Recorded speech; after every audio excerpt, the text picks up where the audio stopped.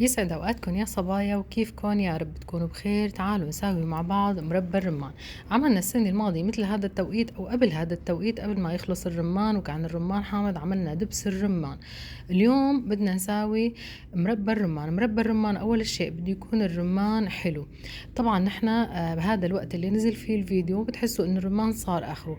انا مصورة هذا الفيديو تقريبا من 20 يوم، كان لسه الرمان ما شاء الله مثل ما شايفين اللون بيشهي والطعمة بالشهي. فجبت 4 كيلو من الرمان، غسلتهم مثل ما شفتوا، وشلت هذا الراس الأخضر تبعهم، وبعدين بلشت اقسم الرمانة للنص وبضربها هيك على ظهرها بهاي الطريقة مثل ما شايفين. بعد ما ساوي هيك تجريحات من على الجوانب فقط بس مشان سهل عملية نزول حبات الرمان. بلش اضرب على ظهر الرماني بأي شيء موجود عندكم، بالسكينة، بالهاون، بأي شيء موجود، لحتى نحاول انه ننزل او لحتى ننزل كل حبات الرمان اللي موجودة بالقشرة. بهاي الطريقة رح كمل انا فرط الرمان اللي معي كله لحتى احصل على حب الرمان، وبعدين بنرجع بنشوف بالخطوات التانية شو بدنا نساوي. هذا القشر اللي نزل مثل ما شايفين تبع الرمان بالجاطة بحاول اني اتخلص منه لانه بيسبب مرار للرمان، وهذا الشيء نحن ما بدنا اياه. فكل ما فرطتي نص حبة رمان حاولي انه تنقي القشور اللي فيهم منشان ما تكتر الكمية ويصعب عليكي. مثل ما شايفين حبيباتي عم بساوي هيك جروح تقريبا بأطراف الحبة أو بأطراف نص الرماني، وبعدين بقلبها على ظهرها. الطريقة كتير بسيطة وما بتاخد منكم وقت أبدا أبدا، بس اضغطوا عليها مثل ما شفتوا هيك بتلاقوا حالكم إنه العملية كتير بسيطة وسهلة. بعد ما فرط كمية الرمان اللي شايفينها وطلعوا معي هدول الحبات، حطيت بالكاسة المعيارية اللي سعتها 250 ملي كاستين سكر مليانات، وعصرت ليمونتين كبار مثل ما شايفين هيك قدامكم، ضفتهم فوق حبات الرمان. وهلا بدي احركهم مع بعضهم لحتى احس انه حبات الرمان اختلطوا بالسكر كتير مليح، وبدي اغطيهم واتركهم من 8 ساعات ل 24 ساعة. بصراحة انا تركتهم ليلة كاملة. بعد ما مرق ليلة كاملة على الرمان، تعالوا نشوف شو صار. داب السكر والرمان نزل المي اللي فيه. هلا اما بالخلاط او بالهاند بلندر او اي شيء موجود عندكم بدنا نعصر الرمان.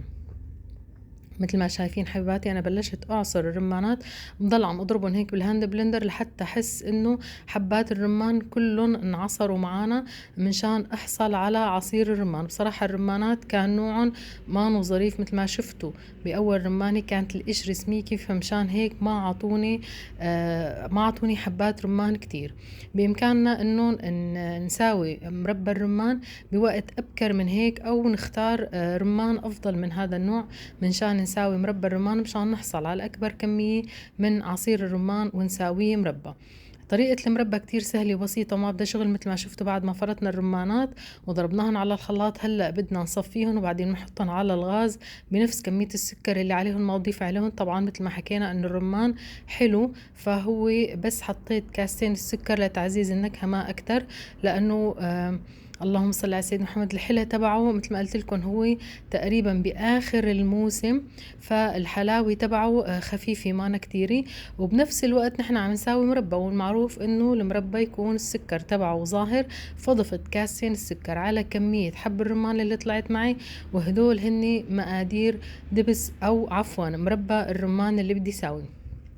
بعد ما ضربت حبات الرمان مثل ما شفتوا حبيباتي بالهاند بلندر لحتى دابوا على الاخر، جبت الطنجرة اللي بدي اغلي فيها المربى، وجبت مصفاي وبدي بلش صفي هلا الرمان مشان اتخلص من كل البذور اللي فيه. بامكانكم كمان تفضوهن بإشارب او شاشة تستخدموها انتو بالمطبخ وتضغطوا عليهم لحتى تنزلوا عصير الرمان كله وتتخلصوا من البذور. بنفس هاي الطريقة رح كمل عصير الرمان اللي معي وتخلص من البذور اللي فيه منشان ننتقل للخطوة اللي بعدها ونشوف كيف بدنا نغلي مربى الرمان.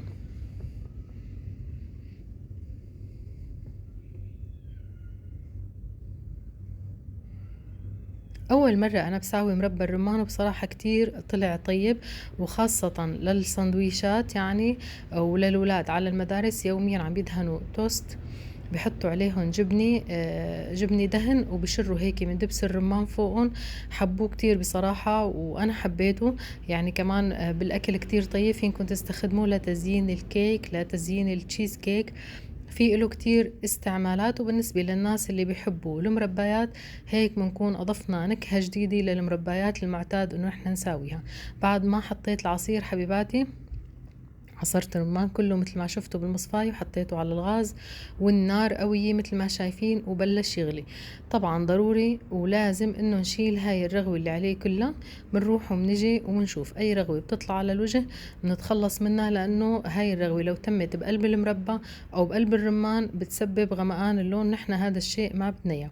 وبحب لكم انه مربى الرمان فيكم تضيفوا عليه ملون صناعي لون احمر لو بتحبوا اللون يكون غامق شوي، وفينكم تتركوه على حاله. انا بصراحة رح اتركه على حاله، بدي خليه كله على الطبيعة. بس لو حابين انه اللون يتغير فينكم تضيفوا نقطتين من الملون الصناعي، من ملون الطعام عفوا، تغيروا اللون او تغمقوا اللون للون الاحمر. مثل ما شايفين عم فرجيكم بلش هيك يتعقد معانا العصير وبلش يتقل. هون انا نقلته على عين الغاز الثانية بحيث انه تكون درجة الحرارة اقل، ونوست الغاز على شمعة. بعد ما بلش يغلي مثل ما شفتوا رفعت كل الرغوة اللي عليه، وبعدين نقلته على العين الصغيرة وتركته على رياحته، ونوست الغاز على الاخر. ومثل ما شايفين رايحة وجاي، بس بشيل هاي الرغوة اللي بتطلع على الوجه وبحركهم مشان ما انساهم ويحترقوا معنا لا سمح الله.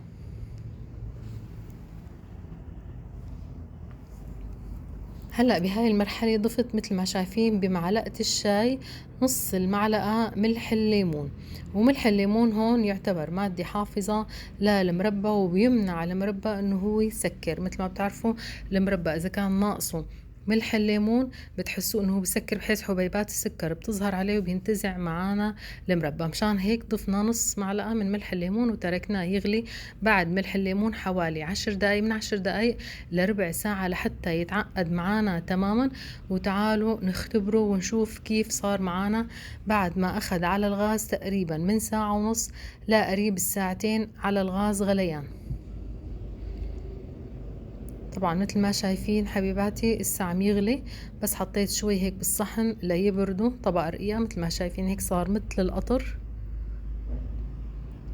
هون انا تأكدت انه المربى خلص بكفي، راح اطفي عليه هون وبكون هيك جهز معانا مربى الرمان. مثل ما شايفين الطريقة كتير سهلة وبسيطة وما اخذت معي وقت ابدا ابدا.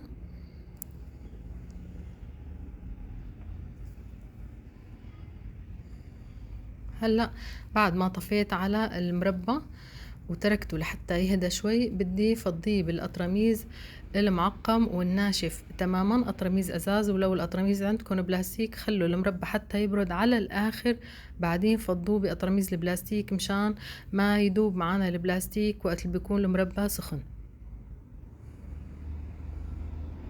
شايفين قوامه ما شاء الله، حتى قوامه بيشبه كتير قوام دبس الرمان، نفس السماكة بس اللون مختلف.